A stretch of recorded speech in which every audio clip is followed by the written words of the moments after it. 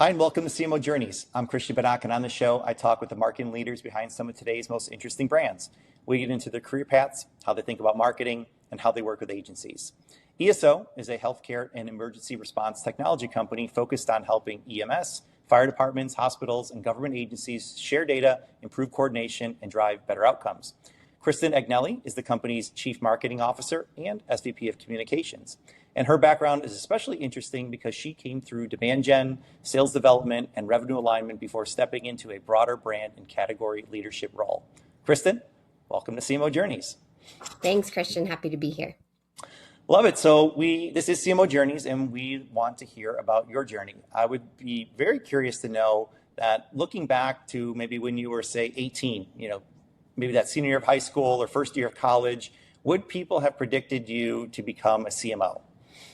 Yeah, great question. Probably not. I growing up was very gregarious and outgoing and an athlete and all kinds of other fun things, but I think I would have been pegged more as a lawyer, and that's what I thought I wanted to do. So, going into at 18, I believe I was a senior in high school, getting ready to go to college, and thought I was ready to go pre-law, and loved watching Law and Order and all those kinds of things, and thought that was the path. But that definitely is not the direction that things went, I think, luckily. Yeah. So tell us a little bit about that transition where you went from lawyer to marketing, or was there something in the middle that, diverted you? Yes, actually. So I went to college in North Carolina at a small women's college called Salem College, which was probably one of the best decisions as a young person that I made. And one of the unique offerings at the school was kind of a short, called a January term at the time. And so you would go do an internship kind of anywhere just for the month before, the spring semester would kick off. And I did an internship with an attorney who was a family friend in Orlando. And he was, kind of general law practice. And so he was like, this isn't very exciting. So he introduced me to a judge, and I sat in on a murder trial actually for the better part of a week. And I actually sat next to the gentleman who was being tried for murder's dad. And the whole experience was pretty intense, as you can imagine. And I left there going, I think this is too heavy for what I want to do every day. And so I left that internship that January and said, I don't think I want to do this, which I think was one of the better experiences as a young person that I had. Wow, I had chills hearing that story. I can only imagine. So yeah, you think about internships preparing you for like a role. In this case, actually made you realize that it wasn't the right role for you. That's right. So yeah, very interesting. So yeah, thanks for sharing that. So as we discussed, your career path wasn't like, even when you get into marketing, wasn't straight into brand marketing. You Right. spent a lot of time in sales dev and then revenue operations before becoming a CMO. Yep. I'm curious, at what point, though, did you realize that you wanted to, lead maybe a broader marketing organization versus staying closer to that pipeline and rev ops? Yeah, it kind of happened organically. Like you said, I came up in sales development and the demand side of the house, field marketing, events, a lot of those kinds of the growth engine, if you will, the classic growth engine of marketing. Um, when I was starting to expand my leadership in marketing, I had the opportunity to take on sort of a corporate marketing role in a company called Aptian earlier in my career. And that gave me the opportunity to have a bigger piece of the team reporting to a CMO at the time. And then I worked for him for a year and a half or so before he moved on, which then led me kind of step in being his number two into that leadership seat for a good size, 40-person marketing team in a complex multi-product company.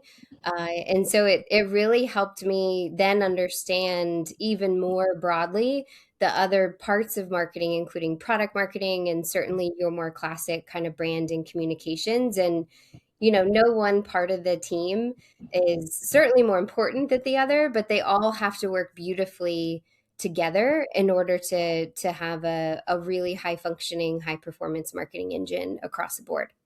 Yeah. How do you think those experiences and those roles shaped how you're thinking about marketing today? Yeah, I think product marketing is something that I think is often misunderstood.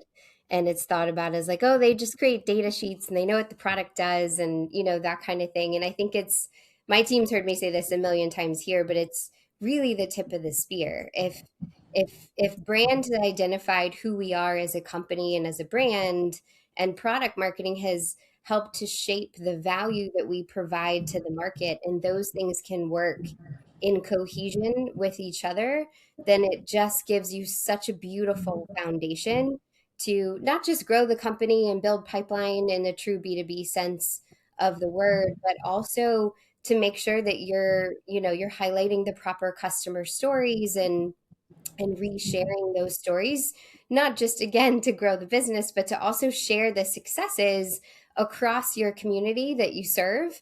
And certainly to make sure that customers are feeling all the love and stay with you for a long, long time and create that loyalty and advocacy at the end of the day that we all need to kind of keep that longevity of the brand alive. Sure.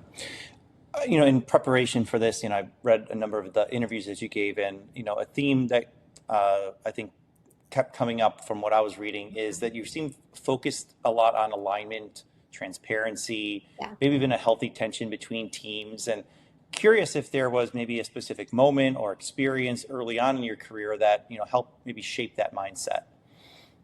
Yeah, I was very fortunate to start my career in before it was like a big thing as an SDR, right? And I was selling or marketing to marketers. And so prior to getting into software, I was kind of always in a little bit of like a junior sales role, or but also handling some marketing stuff, right? For my first job out of school being a Caterpillar dealership. So I was a sales coordinator that was being properly trained and licensed to operate forklifts. And the goal was to actually go sell forklifts. But in the meantime, I did marketing, I did direct mail pieces, golf tournaments, things like that. And so my first job in software about 3 years out of college was a BDR role selling to marketers. And I'd kind of fallen in love with marketing.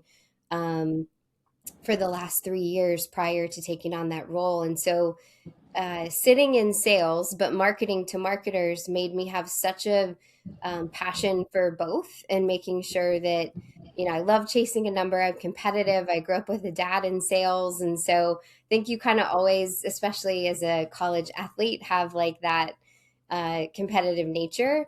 But I love bringing things to market. I love writing. I was an English major and a creative writing minor in college. And so I think there's this like sales mentality with a creative brain that really loves to drive both. And when you sit in a sales development program, you're often the bridge, right? You're the bridge between all the great activity that marketing is doing to generate demand that often you're following up on or leveraging in your outbound outreach.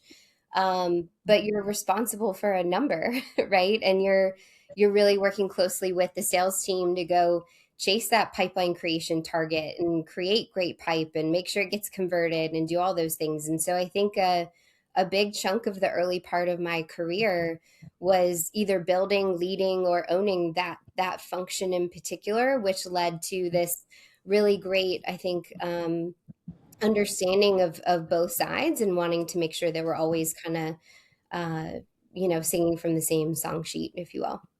Yeah, what a great story. I think there's so many SDRs that, hopefully can take inspiration from this conversation about the path that you've gone on. And there really is a career path for those in SDRs and what you can learn, being on the front lines like that. So it's such a great story there. So you've made a jump now into a mission critical category, emergency response in healthcare. Very different than traditional just SaaS marketing. Curious what has felt, what did you feel any sort of uncertainty or risk about that transition at the time you were considering making this move? Uh, Not really. I've been extremely fortunate to have kind of jumped into roles because of my network. and previous mentors and things like that. And um, so ESO, I was introduced to ESO through a woman who I've worked with in the past. She was on our board, and so that was kind of my entry into the relationship, and obviously then was introduced to the leadership team to see if it was a good fit. And I think what makes ESO really unique is that you have a group of folks in the company who come from the industries that we serve. Our leadership, various folks in the business, all the way across the whole company, are people who still serve as firefighters, paramedics, ER doctors, nurses, in some sort of capacity, even while still here at ESO. And so the mission is very real and very near and dear to everyone's hearts. And I just found the people when I was going through the interview process to be incredibly kind and intelligent and endearing and driven and all the things, and I had come from some really fabulous brands and high growth, companies and things like that, where uh, not that the software wasn't incredible and the customers weren't equally as important, but the the component of really making a difference in somebody's community or in the experience of a patient journey riding in an ambulance to an emergency department carries some serious weight, right? And so I think just the opportunity to get to do something so impactful and important was really exciting for me. And the last 2 years have been quite a journey for sure. I'm sure. I'm sure. Well, yeah, I'd love to dig a little bit more into now the work that you're doing at ESO. You stepped into the CMO role at a pretty interesting time for the company, and I'm curious. You've been there you've been at the company previously, but you're stepping into the CMO role now. But what did you feel absolutely needed to happen very early on to be successful in this new role? Yeah, I'll say two things.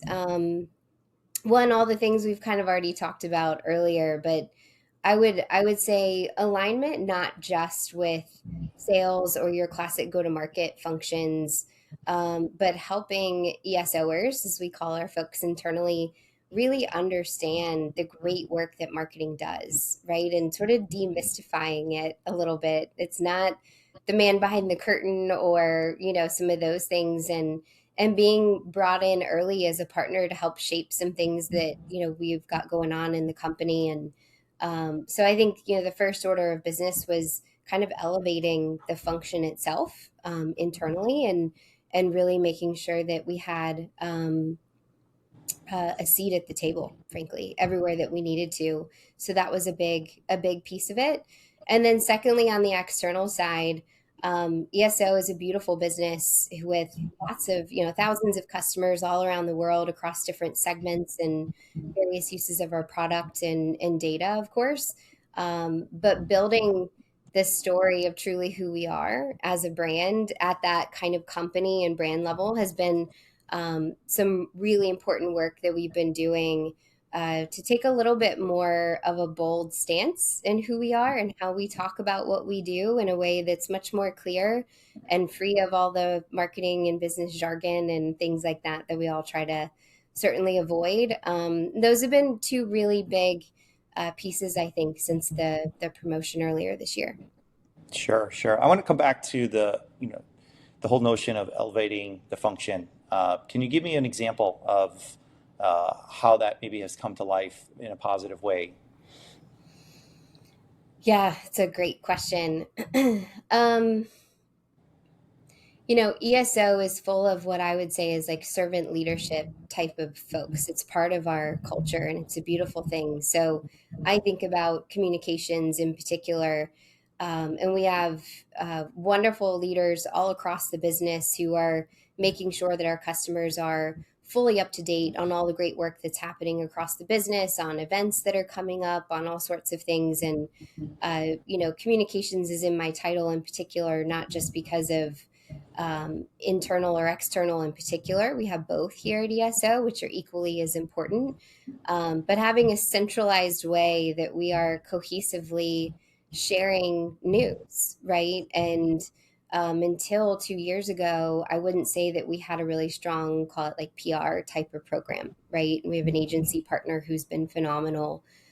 with us in that partnership of really standing up sort of thought leadership and PR. And so it was something that we launched shortly after I got here, since it wasn't something that we were doing. But so many people in the business felt like they had to be the sharer of all of that news directly to customers and partners and prospects and things, because that program wasn't running previously, right? And so it became really important to make sure that that was something that we very programmatically built a muscle in the business for, and then obviously happened to select an agency partner to really take it out to market, given obviously PR is much more than just a press release, and all the media relationships that typically agencies are going to have more than any internal hires too.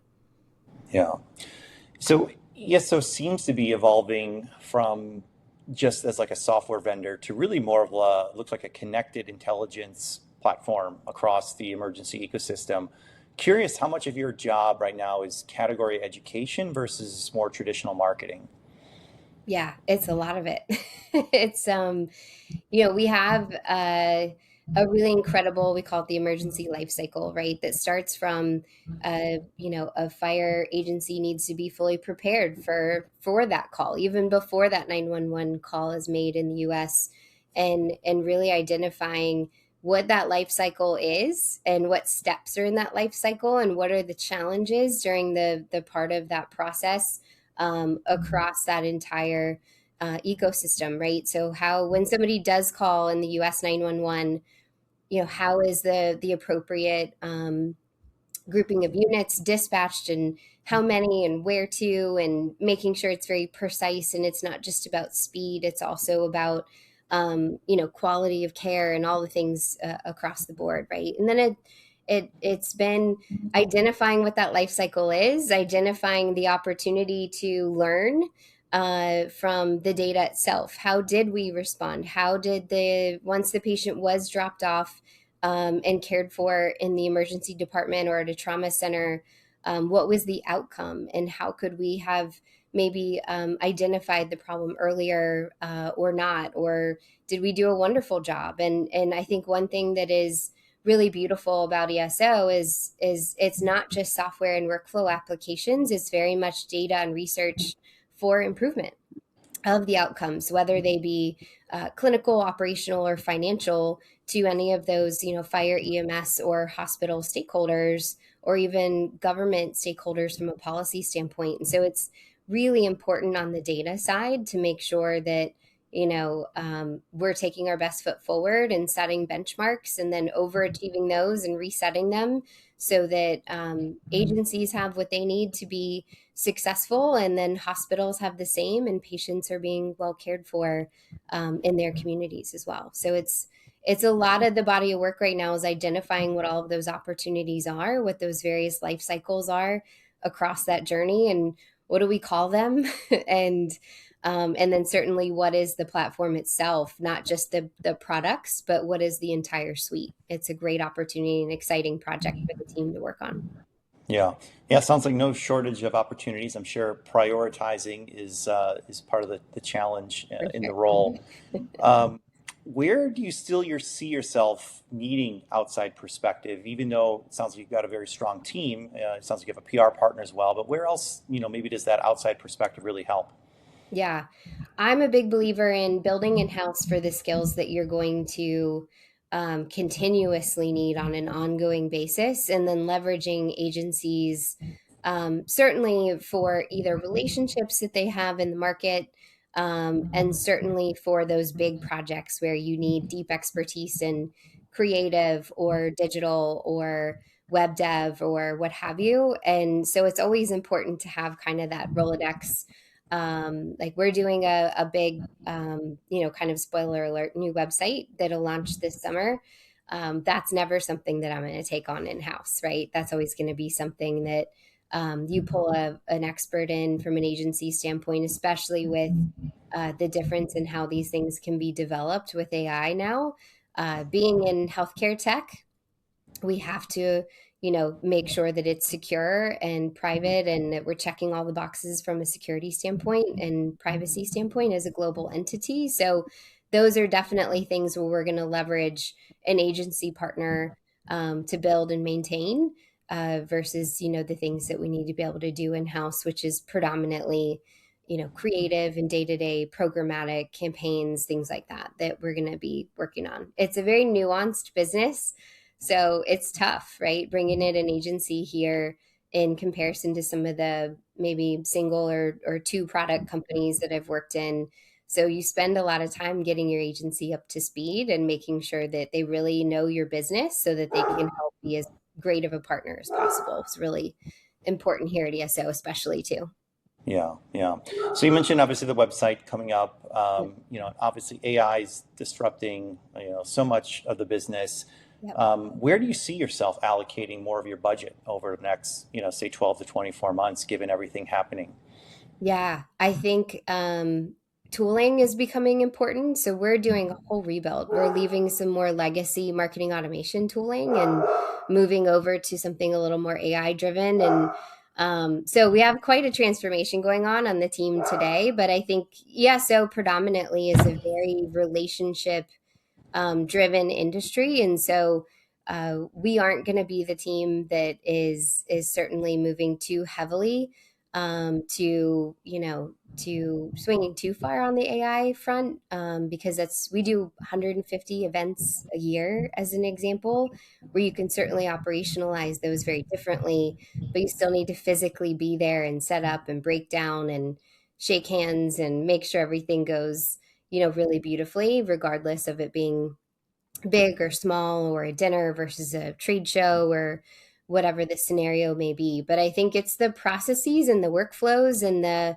creative reviews and copywriting reviews and all of those things where for us, it's really been helpful to leverage various tools to try to create some agentic workflows and automation and certainly agents and try to the content engine's always the lowest hanging fruit, but there's so much opportunity still that we're all learning about.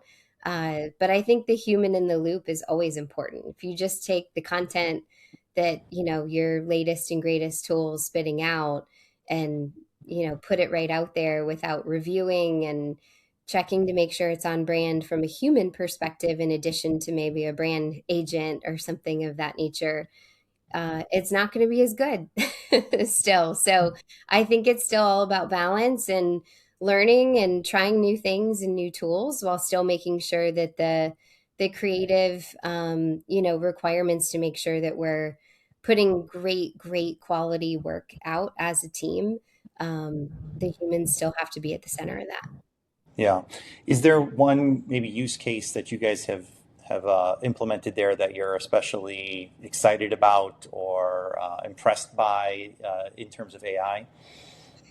Yeah, I think the team is so we've just put in clay, and we're just enriching a big portion of the database and getting ready to turn on some automation from an outbound perspective. And so I don't have results to share yet, but I think that's one of the ones we're most excited about, is just how that's going to play with um, your kind of more traditional perspective on email and nurture. And we use Gong internally, specifically on the engage flows and things like that. So it's how do you kind of build some clay follow up that's more automated, or outbound motions that are more personalized, and all of that from a really creative, relevant perspective versus kind of the more traditional things. And so we're kind of playing with that stuff right now, and everybody's really excited about it. Yeah, yeah. We use clay here as well. So it's so fascinating all the things you can do with it. For So, sure.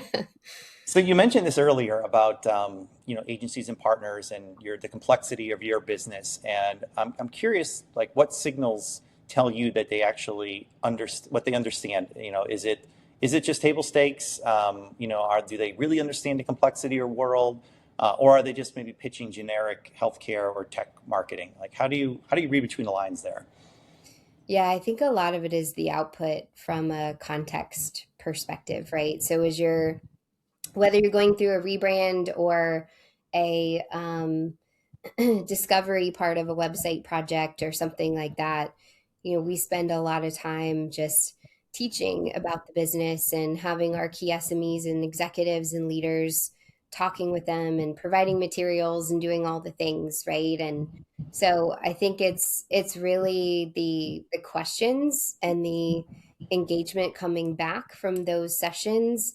The preference that I always have is go straight to the source, talk to customers directly, right? And those are the best way to learn, whether you're coming on as a marketer or you're bringing an agency on, are always going to be kind of getting it right from the horse's mouth. And so I think it's what that initial output looks like. It's like the dissemination of, okay, we've had all the conversations. Here's what we've learned. And here's the recommendation, or at least here's the summary of what we learned. And usually that first draft is pretty telling, because it's not classic healthcare, right? And in some ways it is, but certainly on, for example, the fire and EMS side of the business is a very different language, especially within fire, than it is for EMS, than it is for hospital. And so you really have to learn that nuance. And so it's a very iterative process, finding folks who are creative and can understand that and give you that outside in perspective. Because once you've been here for a little while, just like anywhere else, you get kind of stuck in our ways sometimes. And I find that the best agencies have really jumped in and been just really gotten it, and even provided some new language or various things that they were like, huh, we didn't even think about it right that way. And so that's where you have that aha moment where you're like, oh, this is amazing, and this is exactly what we needed from a refresh standpoint. So it's been really fun. We've had a few of those projects over the last couple of years, and sometimes it takes a bit of time to get there, but the end result is always has always been great. Yeah, yeah. What on the other end of the spectrum, whether this is ESO or maybe in your previous roles, what's maybe a misconception that you think agencies have about CMOs or internal marketing teams? Yeah, I think in general, and I've had the pleasure of working with lots of agencies. I think they're worried sometimes maybe that, especially with a bigger team, that maybe there's no room for them, right? And I told an agency once, a while back, and I won't say who, but they had a few calls with us, and they had been working with a company that we had acquired, and it just kind of felt like they didn't want to keep the business, and it was a little bit baffling. And so after a few months in, I was like, do you want to keep working with us? And literally the assumption was, well, you guys have a big team, you have an internal team, and the previous client that we had acquired didn't have a marketing team at all. And so I think there was just an assumption that we didn't need them, when actually, even though we had a bigger team, we still had a gap in an area that they were covering. And it certainly could have worked out. So I think even regardless of team size, I guess, to kind of summarize it, I think there's always opportunity for agency partnership and support, especially on bigger projects and key items where those agencies have deep expertise that it's hard to have those skills on staff full time. Yeah. Well, there you go. That's encouraging for agencies to hear. I know a lot of agencies are very scared, especially with AI now, that they will be eliminated. I know, we work with a lot of agencies that are looking to break into companies, like yours. And I think you might have a very interesting perspective on this, given your upbringing as an SDR and even the work you just mentioned with Clay. But, a lot of people say cold outreach, it doesn't work anymore.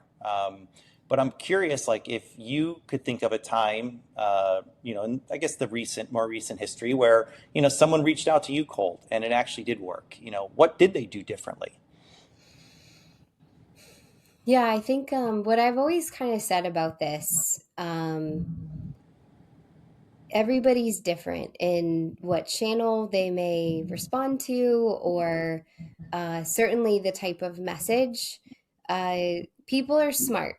So I think the folks who reach out in a way that think maybe they're being really smart about it, we can usually see right through that stuff. Like, I've had a couple of agencies reach out to me, primarily on LinkedIn, and I can see the message is the same.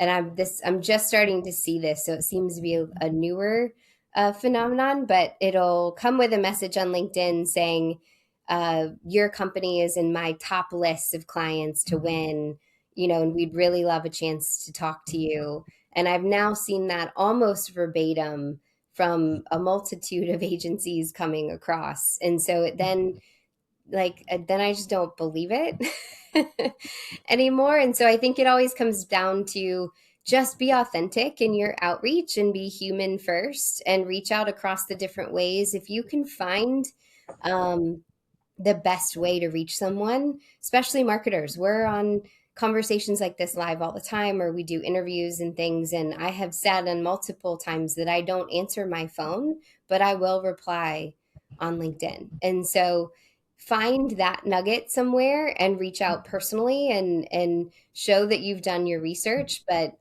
if you can't find their preferred channel, then you just kind of gently try them all to figure out which one, because inboxes are not gonna, they're full. There's thousands of emails in there and they might be blocked. And so you're not even getting the email. So don't ever assume that I've read your emails and I'm just not responding to them, because I may not have even seen them. So if the only way that you're trying to reach me is email, I may not ever get that note, right? And so I think it's just really important for these business development folks, whether it's automated or human or whatever it is, just make it authentic and reach out across multiple channels and see if you can find that little nugget that'll get them to maybe pick up that phone call or call back or reply back too.